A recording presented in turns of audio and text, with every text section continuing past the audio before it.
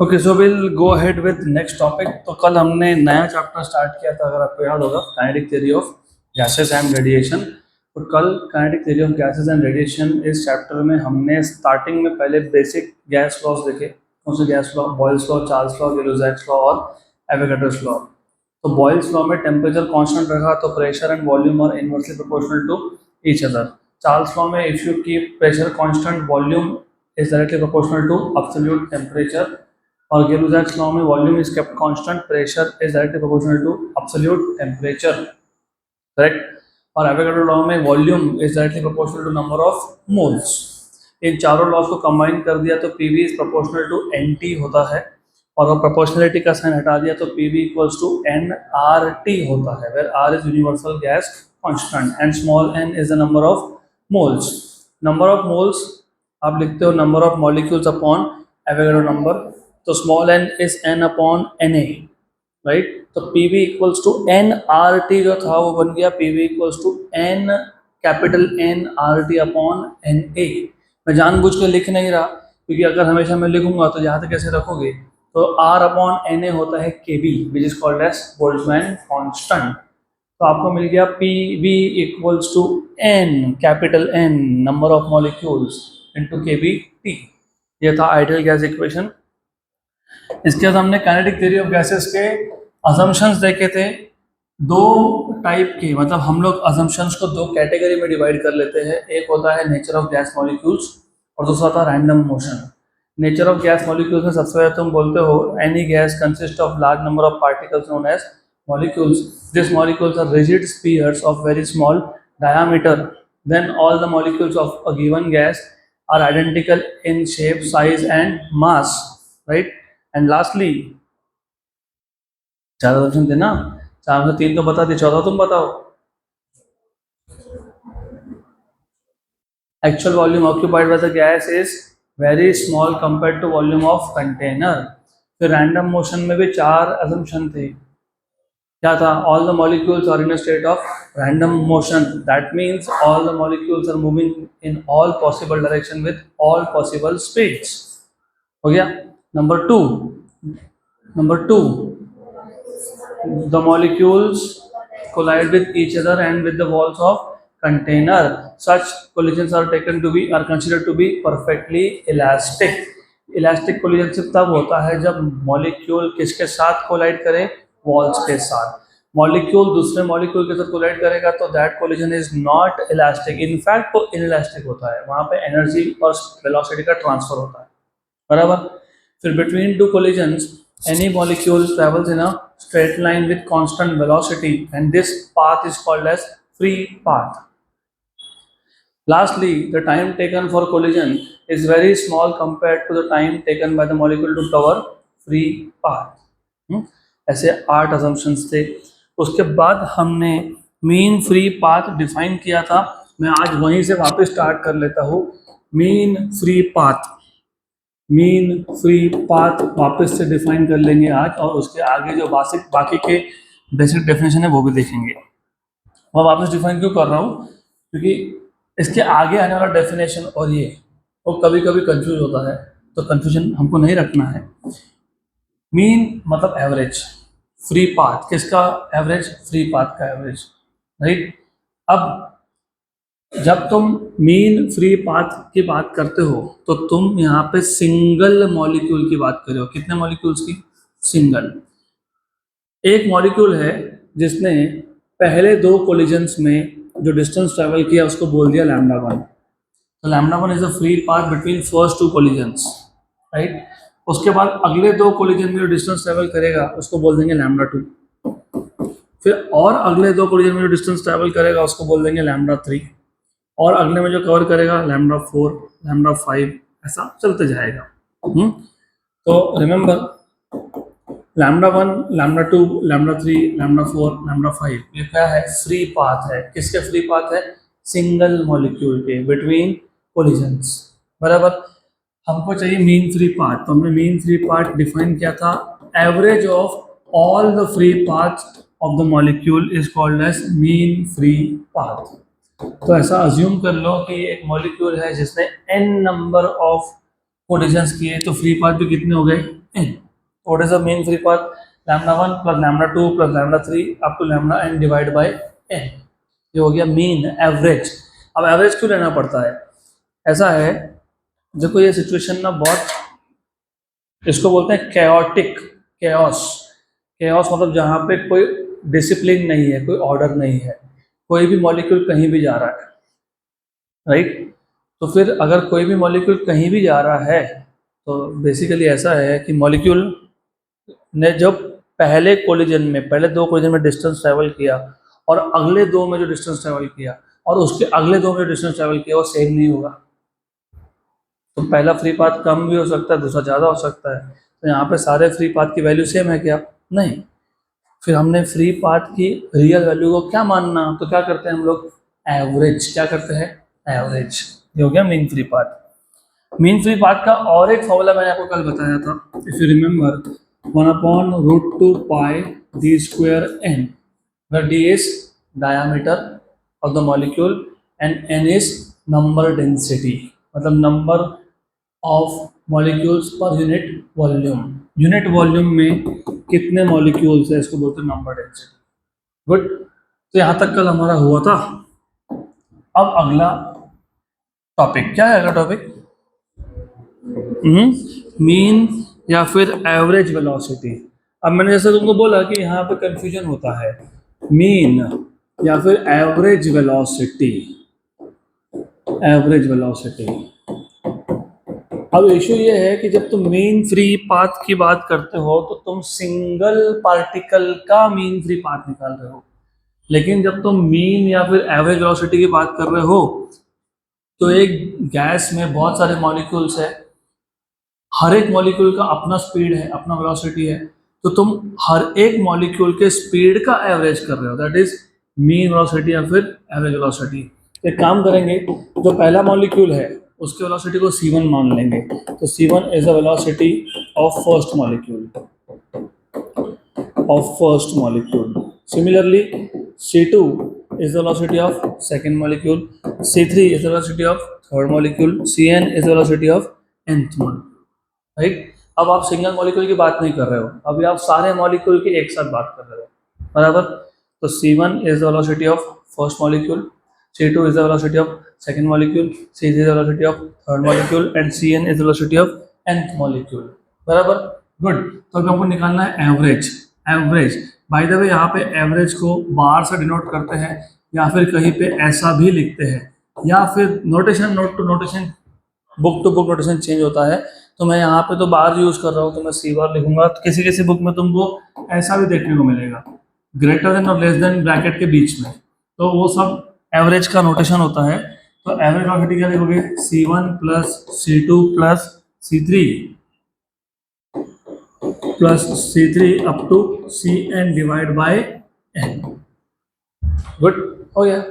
So if c1, c2, c3, cn are the velocities of molecules, all the molecules, then the average of all these velocities is known as average velocity या फिर mean velocity। तो c1 plus c2 plus c3 up to cn divided by n। अब फिर वापस question यही आता है कि क्यों एवरेज लेना है? डेफिनेशन सबको समझ में आ जाता है, एवरेज तो सबको पता ही है ना, आपको एवरेज नहीं पता था क्या? सबको पता था एवरेज, बट द क्वेश्चन इसकी एवरेज लेना क्यों है? जब तुम गैस की बात करते हो, पहली बात तो गैस हमको दिखता नहीं है, नंबर 2, और उसके जो मॉलिक्यूल्स है, अभी हर एक मॉलिक्यूल को पकड़ के उसकी वेलोसिटी मेजर करोगे क्या? वहाँ पे बिलियंस ऑफ मॉलिक्यूल्स है छोटे से वॉल्यूम में, छोटा सा वॉल्यूम भी ले लिया तो हमने, बिलियंस, 1 2 3 4 नहीं, बिलियंस, 10⁹, उससे भी ज़्यादा मॉलिक्यूल्स है। तो फिर तुम हर एक का वेलोसिटी इंडिविजुअली मेजर कर सकते हो क्या? नहीं। तो इसलिए हम लोग क्या डिफाइन करते हैं? क्या डिफाइन करते हैं? मीन, बराबर। फिर मीन का फॉर्मूला क्या आया? c1 plus c2 plus c3 up to cn divide by. लेकिन प्रॉब्लम तो वही है ना, मैं c1 c2 c3 मेजर कर ही नहीं सकता हूँ डायरेक्टली। फिर डिफाइन क्यों किया? वो आगे समझेगा। You cannot directly measure c1 c2 c3, नहीं होता है मेजर। फिर डिफाइन क्यों किया वो आगे समझेगा आपको, तो सिर्फ इतना बताना चाहिए, दिस इज मीन वेलोसिटी। उसके बाद हम और एक वेलोसिटी डिफाइन करते हैं, इसको तुम बोलते हो मीन स्क्वायर वेलोसिटी। क्या डिफाइन करते हैं? मीन स्क्वायर वेलोसिटी, बराबर, करेक्ट। मीन स्क्वायर वेलोसिटी मतलब क्या? वेलोसिटीज के स्क्वायर का मीन। जैसे तुमने c1 plus c2 plus c3 plus cn up to n लिखा, यहाँ पे c1 square plus c2 square plus c3 square up to cn square divide by n, इसको बोलते हैं मीन स्क्वायर। तो mean square velocity, the mean of or the average of squares of all the velocities is called as mean square velocity। बराबर। अब यहाँ पे भी question है कि भाई मीन तो ठीक था, स्क्वायर क्यों किया? क्यों किया पता है? क्योंकि मैंने बोला है रैंडम मोशन है। रैंडम मोशन में क्या होता है? There is no particular sense of direction, है ना। और आपको याद है मैंने ही बताया था अभी पिछले चैप्टर में इलेक्ट्रोस्टैटिक्स में, व्हाट इज द नेट मतलब resultant of all the randomly oriented vectors? Zero. क्या होता है? तो बेसिकली अगर वेलोसिटी इज अ वेक्टर, तो अगर तुम इसका स्क्वायर नहीं कर रहे हो तो ये मीन जीरो भी आ सकता है, क्योंकि वेलोसिटी वेक्टर है ना। तो एक अगर वेलोसिटी एक पार्टिकल वेलोसिटी एक्स एक्सिस के अलोंग है और दूसरे का माइनस एक्स के अलोंग है और दोनों का वैल्यू भी सेम है, तो क्या हो जाएगा? जीरो। तो मीन जीरो आ सकता है।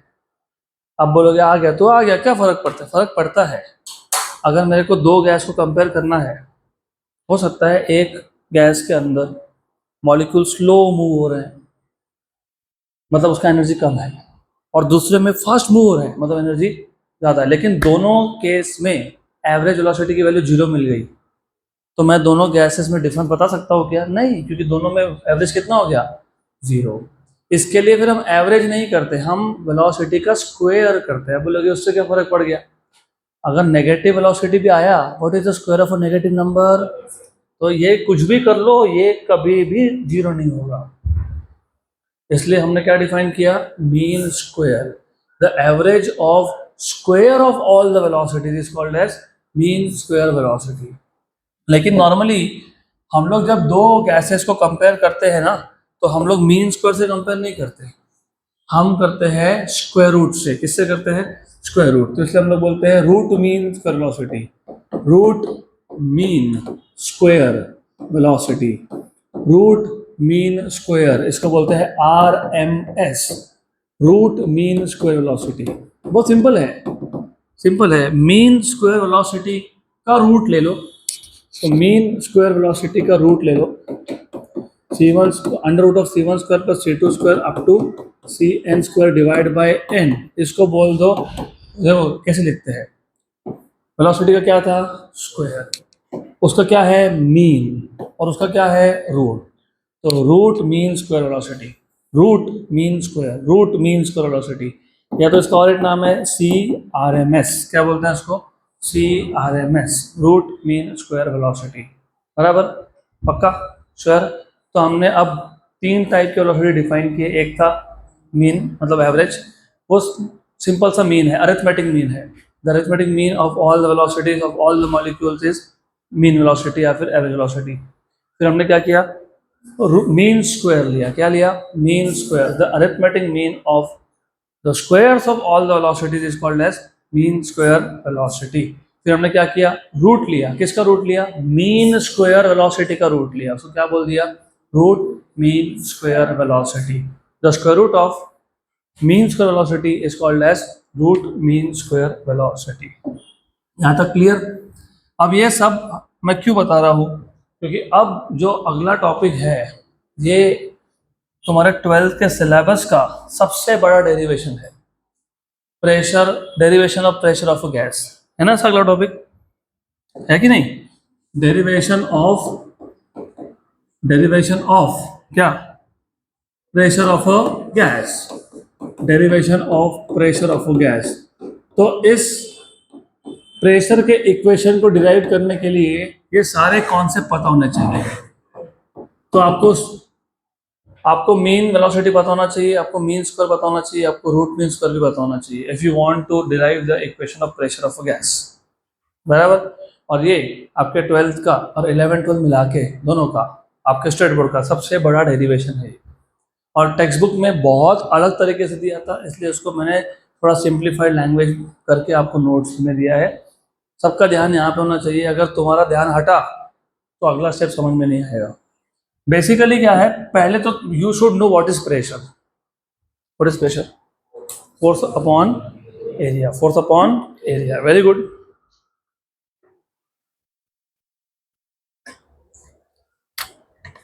दूसरा आपको ये पता होना चाहिए, जब ये लोग बोलते हैं प्रेशर, प्रेशर कहाँ? Pressure on the walls of container.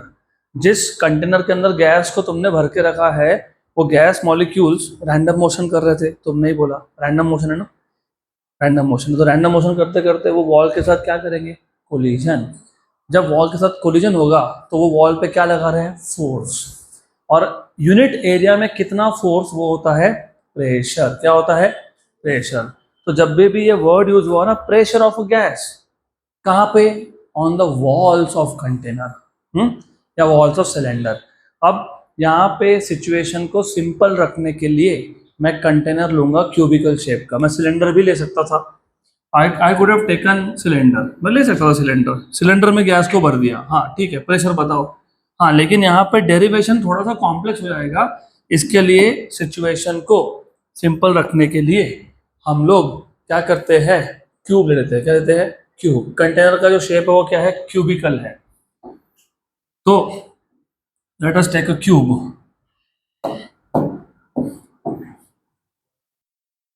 तो ये आ गया क्यूब। अब इस क्यूबिकल बॉक्स में बेसिक्स पता होना चाहिए आपको। बेसिक्स में ये पता होना चाहिए, each face of cube is a square. Total 6 faces है और हर एक फेस क्या है? स्क्वायर। मैं क्यूब का साइड लेंथ अगर एल लेता हूँ, और एक काम करना, देखो ये भी इंपॉर्टेंट है, बिकॉज ऑफ कोर्स तुम यहाँ पे कम से कम आप लोग का मेजर फोकस स्टेट बोर्ड और सीईटी है, तो बोर्ड्स में तो लिखना पड़ेगा। और what I have seen is कि समझ में तो आया, हमको याद भी आया, लेकिन एग्जाम में लिखते नहीं आया। तो लिखना तो I don't know why do you memorise, याद करते क्यों? करना नहीं है। डायग्राम ड्रॉ कर लिया। एल क्या है? L length. तो एक काम करना, लिस्ट बना के छोड़ दो। Let L be the edge length of cube. Edge length of cube. Good. इस क्यूब के अंदर क्या भर के रखा है? गैस। बराबर, गैस। गैस के कुछ मॉलिक्यूल्स होंगे, नंबर होंगे, उसको कैपिटल एन बोल देंगे। क्या बोल देंगे? Capital N. क्या बोल देंगे? Capital N. तो कैपिटल एन, इसके आगे से क्या होगा? Number of molecules of gas. Number of molecules of gas, of gas किसमें? Enclose in cube. Enclose in cube. बराबर।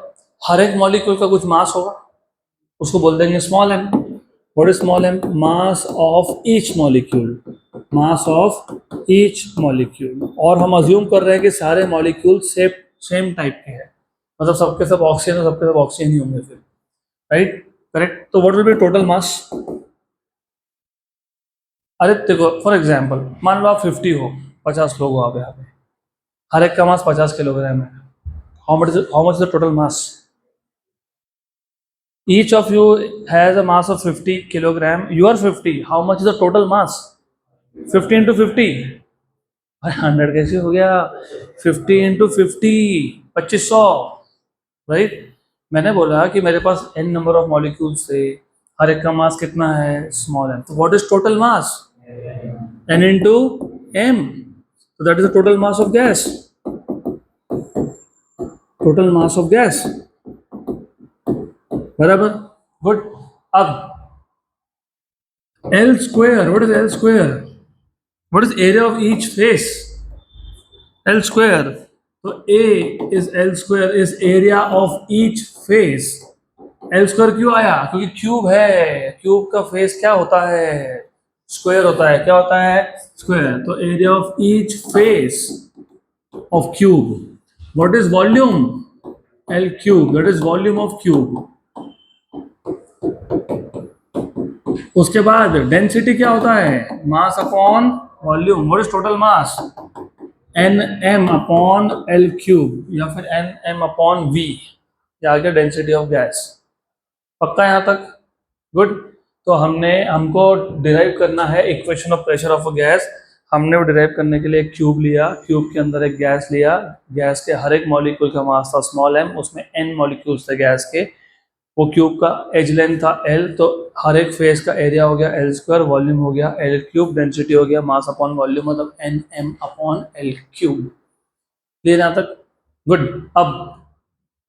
अब यहाँ पे बहुत सारे मॉलिक्यूल्स हैं अंदर, मैं एक ही दिखाऊंगा शुरू में, बताता हूँ क्यों, बताता हूँ।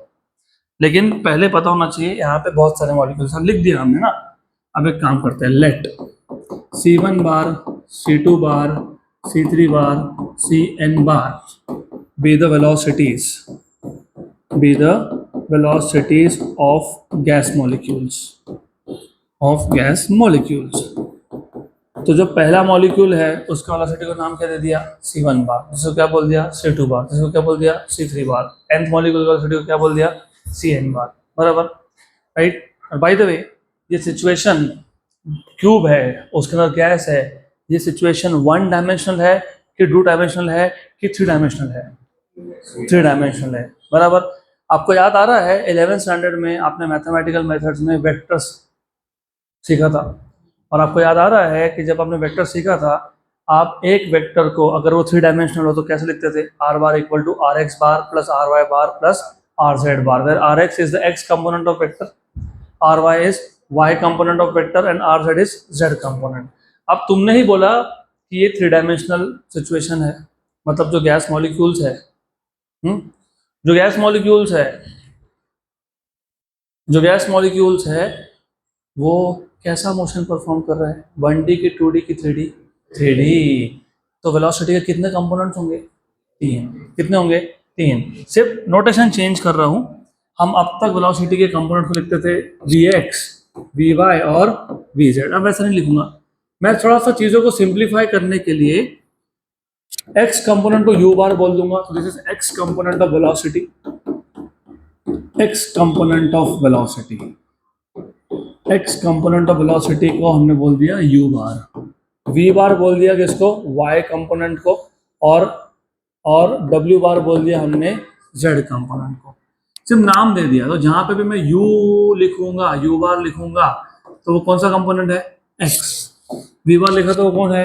y। और w लिखा तो कौन है? z। बराबर, पक्का? देन लेकिन मॉलिक्यूल्स तो बहुत सारे हैं, है ना? तो u बार मतलब कौन से मॉलिक्यूल का वेलोसिटी का x कंपोनेंट की बात कर रहे हो? अगर मैं पहले मॉलिक्यूल का बोल रहा हूँ तो u1 bar is the x component of velocity, velocity of first molecule, मतलब ऑफ C1 बार। अगर मैं V1 बोल रहा हूँ तो मैं y कंपोनेंट ऑफ C1 बार की बात कर रहा हूँ, और अगर मैं W1 लिख रहा हूँ तो ये क्या है? Z कंपोनेंट किसका? C1 का, मतलब पहले मॉलिक्यूल के वेलोसिटी का Z कंपोनेंट है। बराबर।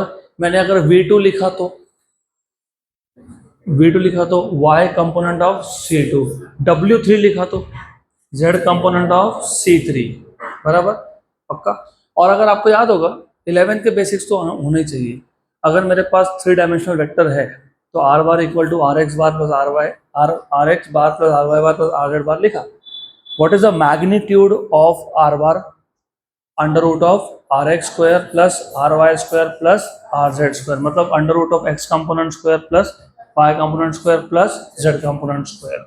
तो यहाँ पे भी हम लोग जब C1 स्क्वायर लिखेंगे, C1 स्क्वायर, चलो C1 लिख लो पहले।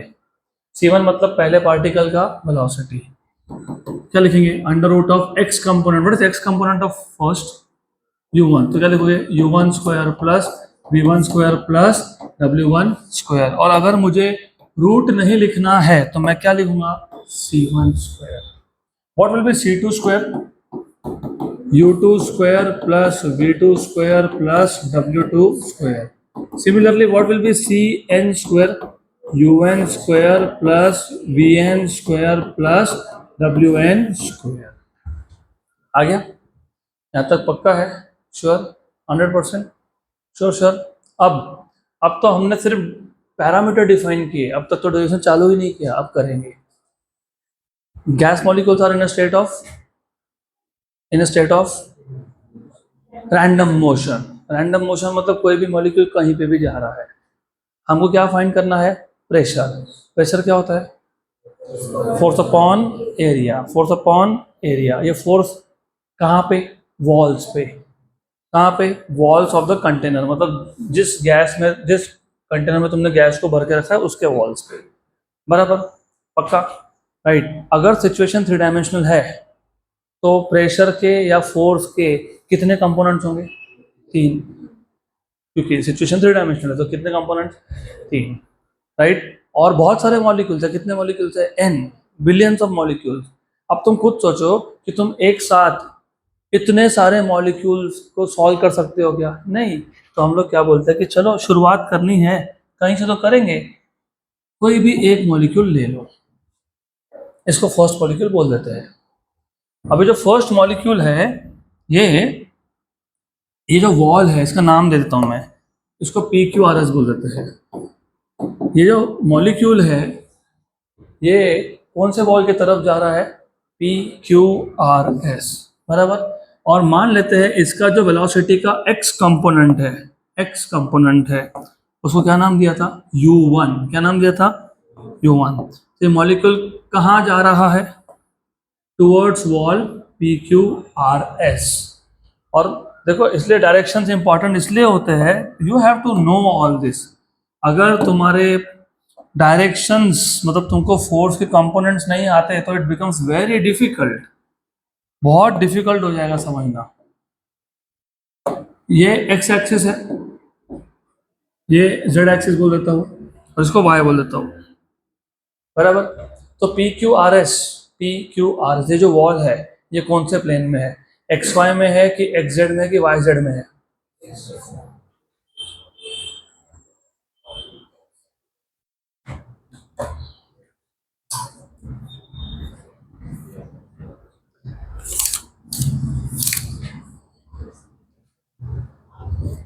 अरे बाबा, डिफिकल्ट, इमेजिनेशन बढ़ाना पड़ेगा आपको। बढ़ाओ। हाँ, ये एक्स एक्सिस है, तो एक्स एक्सिस को परपेंडिकुलर जो वॉल होता है ना वो वाई जेड प्लेन होता है। कौन सा होता है? Y Z. कौन सा होता है? Y Z. Very good. Y axis को परपेंडिकुलर कौन होगा? वाई को परपेंडिकुलर एक्स जेड, और जेड को परपेंडिकुलर एक्स वाई। बराबर। ये अगर एक्स एक्सिस है तो ये P Q R S X axis को क्या है? परपेंडिकुलर। तो पी क्यू आर एस का प्लेन कौन सा है? Y Z. कौन सा प्लेन है ये? Y Z. पक्का याद रहेगा? श्योर? 100%। तो फोर्स मतलब प्रेशर कौन से वॉल पे निकालना है? P Q R S. किस पे निकालना है? P Q R S. P Q R S कौन से प्लेन में था?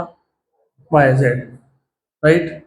तो पार्टिकल मतलब गैस मॉलिक्यूल को प्रेशर एक्सर्ट करने के लिए, मतलब कोलिजन करने के लिए कौन से डायरेक्शन में जाना पड़ेगा? एक्स डायरेक्शन में, क्योंकि उसको P Q R S wall से कोलाइड होना है, मतलब वाई जेड प्लेन से कोलाइड होना है, तो एक्स डायरेक्शन में जाना पड़ेगा। कहाँ जाना पड़ेगा? एक्स डायरेक्शन में, याद रखना आप। और प्रेशर क्या होता है? Force upon area. एरिया कितना था? एल स्क्वायर, लिखा ना उधर। राइट। तो मुझे प्रेशर निकालना है तो मुझे पहले क्या फाइंड करना पड़ेगा? फोर्स। क्या करना पड़ेगा? क्या करना पड़ेगा? Force. Do you remember what is the formula of force? Mass into acceleration. सही, लेकिन वो आया कहाँ से?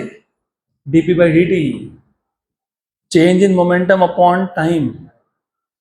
तो mass into acceleration is force, आता कहाँ से है? Change in momentum upon time से। किससे? Change in momentum upon time से। ऐसा याद रखना पड़ता है वो।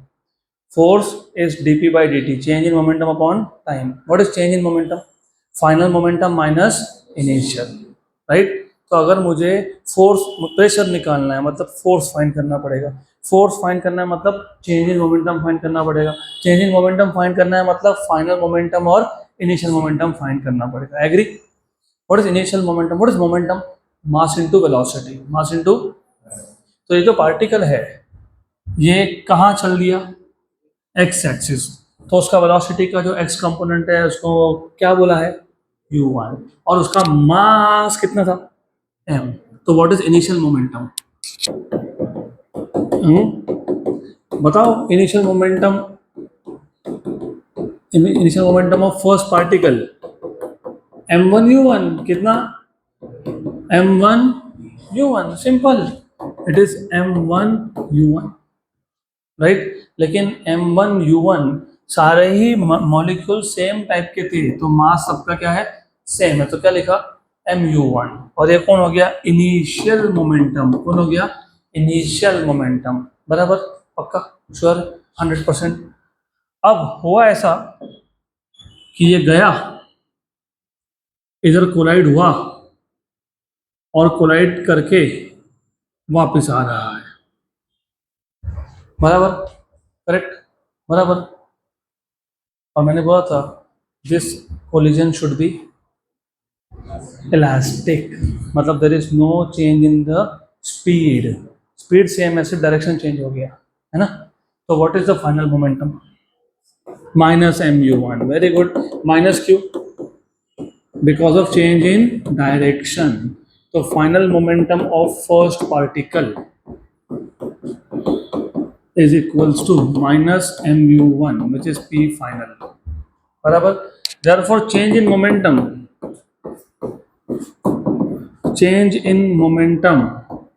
in any physical quantity is always final value minus initial value।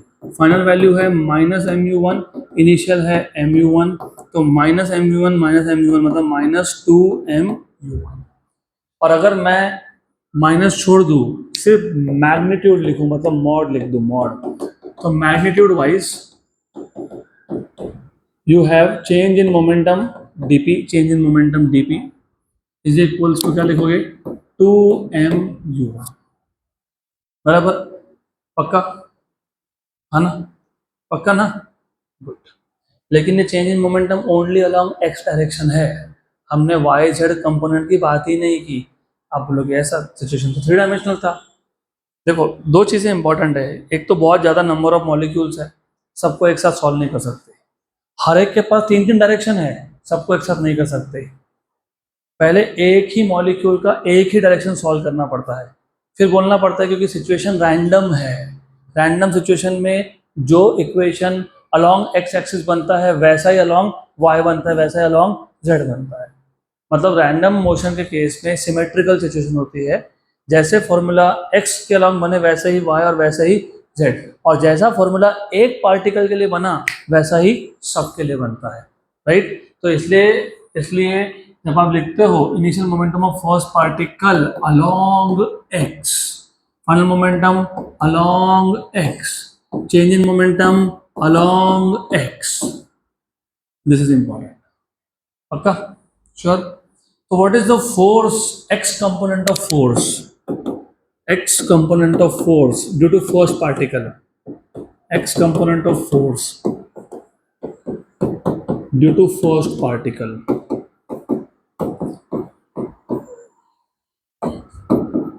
what is force, अभी बताया था मैंने, change in momentum upon time, बराबर।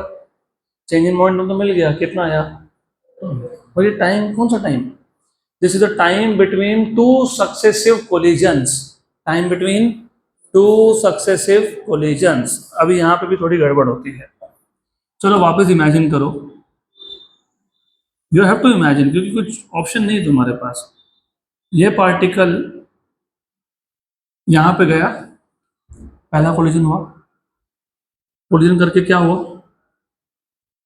डायरेक्शन रिवर्स हो गया, फिर यहाँ पे आया, यहाँ पे क्या हुआ, सेकंड कोलिजन, क्या हो गया, सेकंड कोलिजन, क्या हो गया, सेकंड कोलिजन, हुआ ना।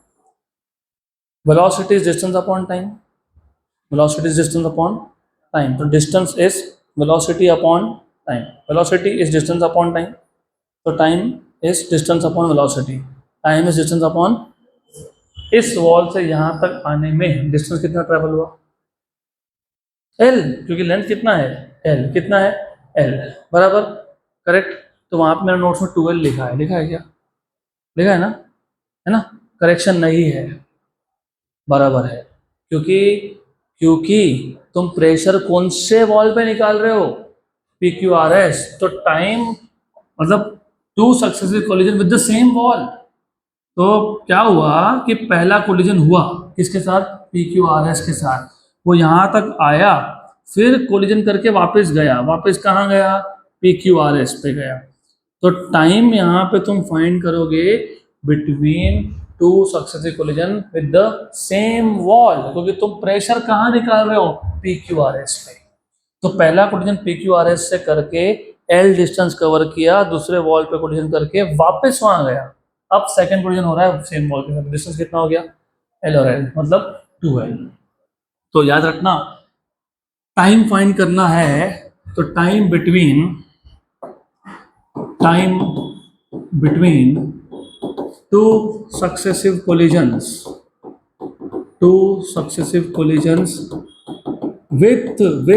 with PQRS wall, same wall के साथ। What is time, distance upon velocity, मतलब speed. How much is the distance, 2L। What is the speed का x कंपोनेंट, u1। तो टाइम मिल गया 2L बाय u1, क्या मिल गया, 2L by u1। Therefore x component of force, अभी के बार बार से लिखूंगा, x component of force F1x, मतलब ये पहले पार्टिकल ने फोर्स लगाया, लेकिन कौन सा component, x component. Last bench आप दोनों यहाँ ध्यान दो, और आई एक्सपेक्ट कि अगली बार से मेरे को बोलने की जरूरत नहीं पड़ेगी ऐसे, ओके। तो you have F1x equals to dp by T, लेकिन dp मतलब चेंज इन मोमेंटम कितना था, 2mu1, और टाइम कितना है, 2L बाय u1, 2 हो गया कैंसिल, u1 गया ऊपर, तो what is F1x, mu1 square by L, है ना, ये और ये हो गया cancel. Clear, this is the force exerted by x component of first particle, right? Similarly, what is the force exerted by x component of second particle, mu2 square by L, क्योंकि x component को तुम u से denote कर रहे हो। what will be the force exerted by x component of the third particle, mu3 square by L. Similarly, what will be Fnx, mu1 square un square by L, बराबर। अब इसके बाद दो तरीके हैं, दो मेथड है।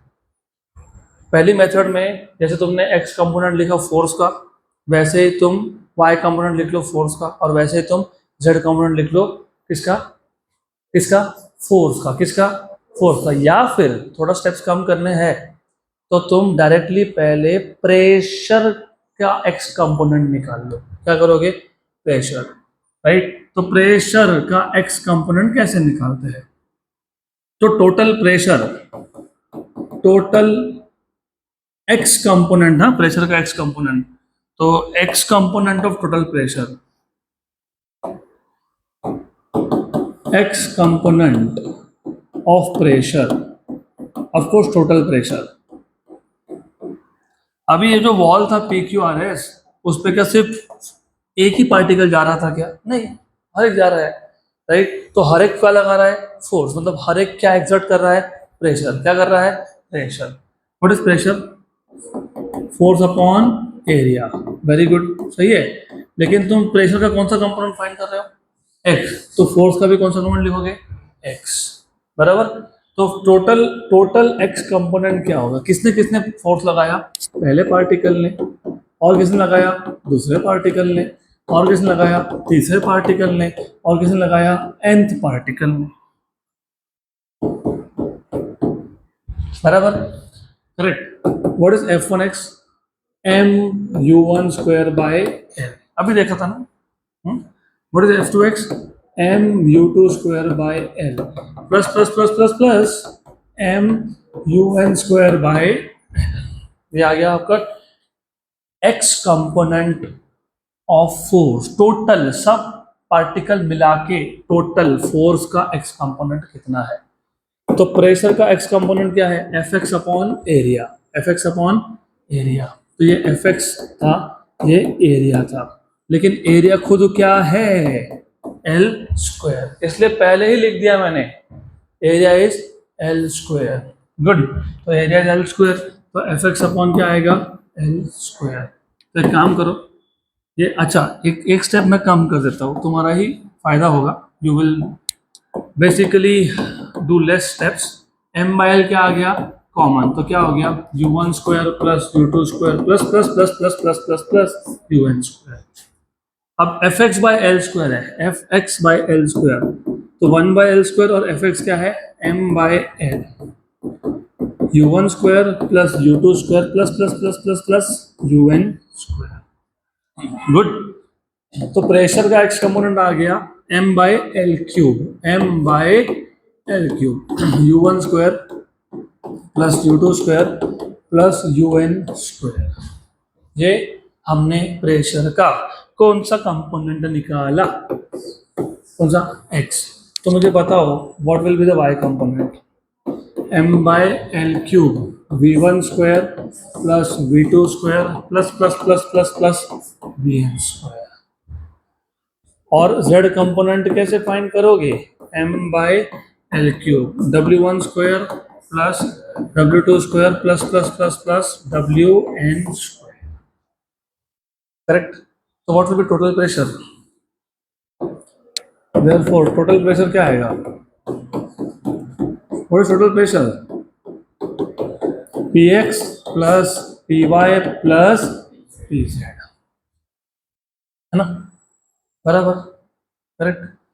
लेकिन ये जो सिचुएशन है, सिचुएशन ये कैसा है, सिमेट्रिक, क्योंकि रैंडम में ऐसा ही होता है, रैंडम में जो भी होता है हर डायरेक्शन में सेम ही होता है, क्या होता है, सेम। इसका मतलब तुमको पता है कि जो px है और जो py है और जो pz है वो सब क्या है पता है, सेम है, क्या है, सेम है। तो टोटल प्रेशर को मैं 3p लिख सकता हूँ ना, 3p, है ना, 3p, बराबर, श्योर, ये टोटल प्रेशर 3p आ गया ना, 3p। इधर होती है गलती, इधर गड़बड़ होती है, टोटल प्रेशर को क्या बोल दिया मैंने, p, बराबर, तो px plus px plus px, तो कितना हो गया, 3px, है ना, बराबर। मैं इसलिए तो गलती करके बता रहा हूँ कि इधर गलती होती है, मत करना। तो this is wrong, what is right then, क्या गलती हुई बताओ, दिया ना, नोट्स में दिया है मैंने। That is where most of the students go wrong, derivation करते टाइम ना। एक स्टेप है, मैं बता ही देता हूँ, बेटर ऑफ, देखो, since the motion is random, since the motion is random, यहाँ पे लास्ट में लेफ्ट हैंड कॉर्नर पे px equals to py equals to pz equals to p, right. तो since the motion is random, क्योंकि motion random है, इसके लिए हमने ऐसा लिखा। तो since the motion is random, motion is random, तो सारे कंपोनेंट्स क्या है, सेम, राइट। इसका मतलब क्या हुआ, px plus py plus pz कितना होगा, 3p, px plus py plus pz equals to p plus p मतलब कितना, 3p। ये स्टेप याद रखना, उधर उल्टा लिख दिया था हमने, ओके। तो what is p, px plus py plus pz divide by 3, तो 3 को बाहर रख देता हूँ, बराबर। What is px, what is px, m by L cube, very good. रुको, आगे मुझे पता है, U one square plus U two square up to U N square. What is P Y, M by L cube, और P Z में भी क्या है, एम बाय एल क्यूब, तो तीनों में से क्या निकाल लिया, कॉमन। और पी एक्स में क्या बचा फिर, U one square plus U two square up to U N square. और अगर आप नोट्स देखोगे ना, मेरा लिखने का तरीका बहुत स्पेसिफिक है, रीजन है, बताता हूँ। मैंने बराबर देखो, ये U one square U two square U N square कहाँ से आ रहा है, कहाँ से आ रहा है, पी एक्स से। पी वाई से क्या आएगा, V one square plus V two square plus plus plus plus plus V N square. और पी जेड से क्या आएगा, W1 square plus W2 square plus WN square. ठीक है, अब मैं ऐसा क्यों लिखता हूँ, मैंने U1 square V1 square W1 square बराबर एक के नीचे एक लिखा है, तो आपको पता है C1 स्क्वायर था, वो कौन था, C1 स्क्वायर था। U1 square plus V1 square plus W1 square is C1 square. इसलिए ना बहुत बार the way you are writing उससे भी डिपेंड करता है कि तुमको मार्क्स कितने मिलने वाले हैं। ये आ गया C2 स्क्वायर, फिर ये कौन आ गया CN स्क्वायर।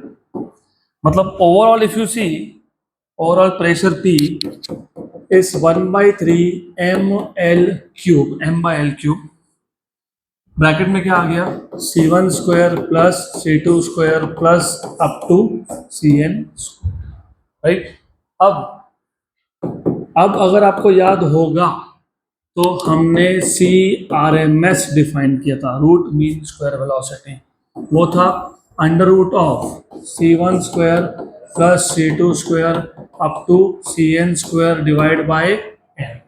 और अगर मैं इसका स्क्वायर कर लूँ तो CRMS square equals to C1 square plus C2 square plus plus plus plus plus CN square by n।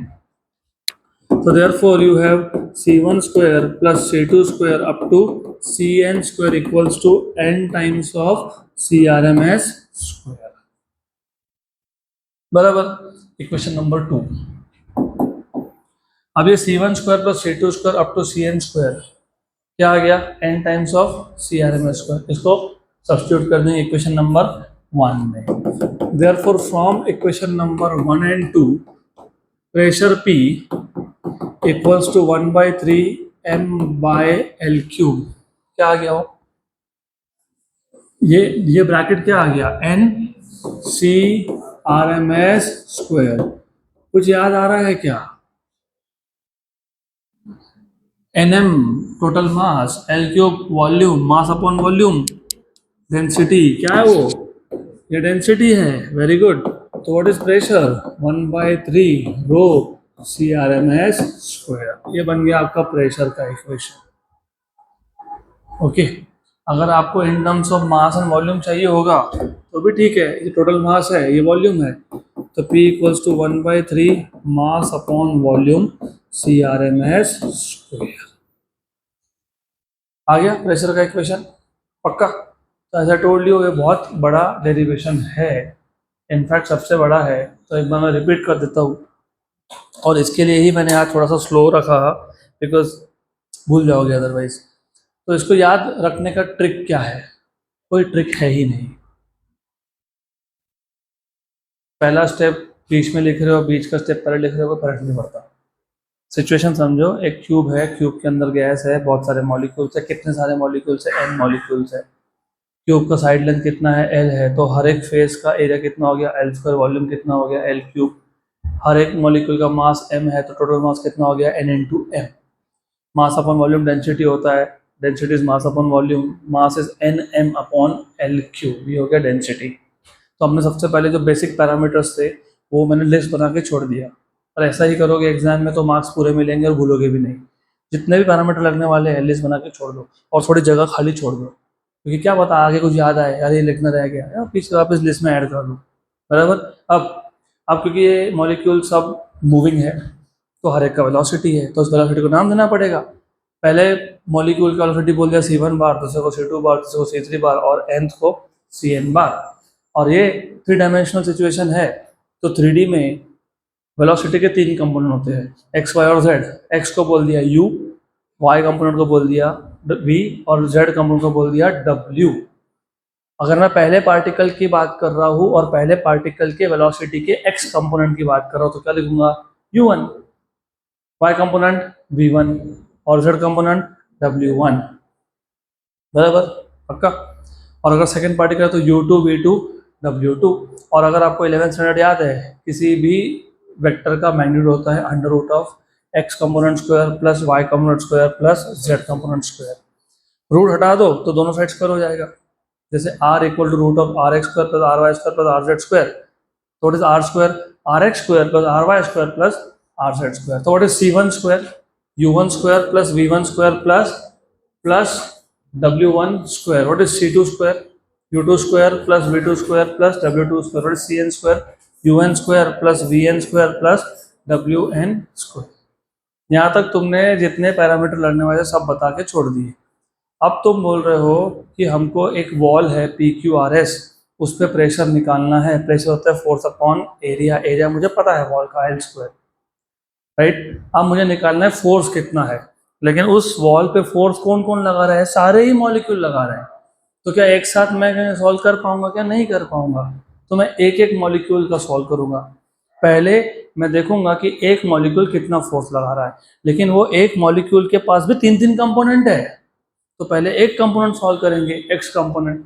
और रैंडम मोशन में चीज़ें सिमेट्रिक होने की वजह से एक्स और वाई और जेड कंपोनेंट हर एक मॉलिक्यूल का सेम होता है और हर एक मॉलिक्यूल का सेम होता है. Okay, correct. तो पहले हमने फाइंड कर लिया.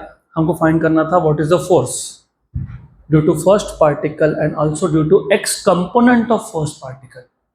लेकिन फोर्स क्या होता है? Change in momentum upon time. तो मुझे पहले क्या फाइंड करना पड़ेगा? Change in momentum of first particle along x axis.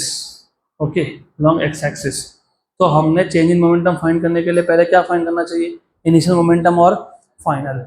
अब वो सामने वाला वॉल है पी क्यू आर एस, वो वाई जेड प्लेन में है और मैं पार्टिकल हूँ. मैं जा रहा हूँ, मेरा मास m है, मेरा स्पीड u1 है, मेरा मोमेंटम कितना हो गया? mu1, right. Initial momentum. Collide होके वापस आ गया, सेम स्पीड से आया, लेकिन डायरेक्शन उल्टी हो गई ना. तो फाइनल कितना हो गया? Minus mu1. तो final minus initial minus mu1 minus mu1 minus 2mu1. लेकिन माइनस साइन तो सिर्फ डायरेक्शन बताता है हमको. माइनस छोड़ दो तो लिख लो मैग्नीट्यूड वाइज कितना हो गया? 2mu1. हमको क्या चाहिए था? फोर्स. लेकिन फोर्स होता है change in momentum upon time. फिर टाइम भी निकालना पड़ेगा. लेकिन time between two successive collision with the same wall, क्योंकि तुम प्रेशर उस वॉल पे कैलकुलेट कर रहे हो. तो यहाँ पे पहला कोलिजन हुआ पी क्यू आर एस के साथ, राइट. फिर मैं यहाँ आया, मतलब मॉलिक्यूल एल डिस्टेंस कवर किया, और एक कोलिजन हुआ. लेकिन मैं इधर प्रेशर निकाल रहा था क्या? नहीं. तो वापस सेकेंड कोलिजन सेम वॉल के साथ, एल और एल. डिस्टेंस कितना है? 2l. तो टाइम कैसे फाइंड करोगे? Distance upon speed. तो 2l/u1, 2l/u1. और टाइम यहाँ पे सब्स्टिट्यूट कर दोगे. तो changing momentum upon time you have mu1 square by L. ये एक्स कंपोनेंट ऑफ फोर्स है ड्यू टू फर्स्ट पार्टिकल. ऐसा सेकंड भी करने वाला है, ऐसा थर्ड भी करने वाला है. तो mu2 square by L, mu3 square by L, mun square by L. तो what is the X component of pressure? X component of force upon area. What is total X component of force? Total सबका addition, वो कितना आ गया? m by L u1 square plus u2 square up to un square. Pressure क्या है? fx upon L square. What is pressure का X component? m by L cube u1 square plus u2 square up to un square. What will be y component? m by L cube v1 square plus v2 square up to vn square. What will be pz? m by L cube w1 square plus w2 square up to wn square, right. लेकिन random situation में px py pz same होता है. तो px plus py plus pz is p plus p मतलब 3p. What is p? px plus py plus pz divide by 3. इसको solve करके तुमको क्या मिल गया? m by 3l cube c1 square plus c2 square up to cn square. लेकिन ये c1 square plus c2 square up to cn square क्या है? n times of CRMS square. Substitute कर दो. तो ये आ गया ऊपर मास, ये हो गया volume. Mass upon volume is density. तो what is pressure? 1/3 rho CRMS square. हो गया यहाँ तक क्लियर? पक्का पक्का, गुड. तो ठीक है, हमारे पास उतना टाइम नहीं है कि अगला टॉपिक स्टार्ट करें, तो वी विल स्टॉप.